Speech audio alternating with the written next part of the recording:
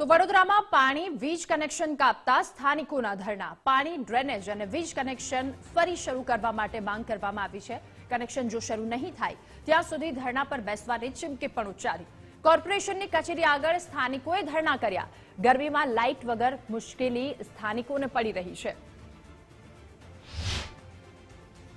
વિસ્તારમાં આવેલ દિવાળીપુરાના જે રહીશોના મકાનો છે તેમના ગઈકાલે લાઇટ અને વીજળીના જે કનેક્શન છે તે કાપી નાખવામાં આવે છે।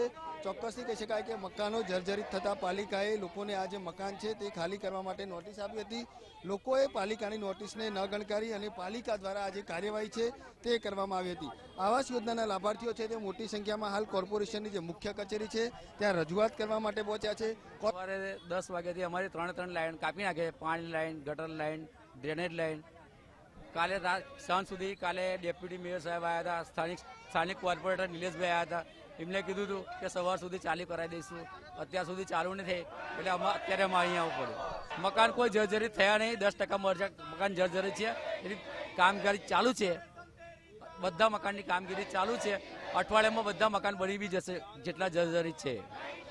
કોઈ કલાક થયો કે અમારે પાણી વગર, લાઇટ વગર અને ગટર વગર અમારાથી કઈથી મેળ પડે, કોઈ રહી શકતું નહીં। ગરમી અમે ભારે કાળ અમે કયું કારણ રહ્યા અમને ખબર છે। અમારે જવાબદારી પર રહેવા તૈયાર છે, જે બી થાય અમે તૈયાર છે।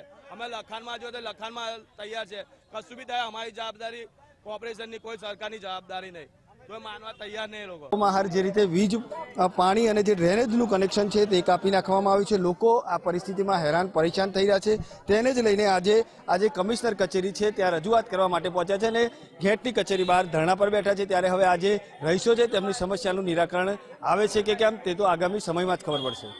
કેમેરામેન ડીકે સોલંકી સાથે અલ્પેશ સુતાર, ગુજરાત ફર્સ્ટ, વડોદરા।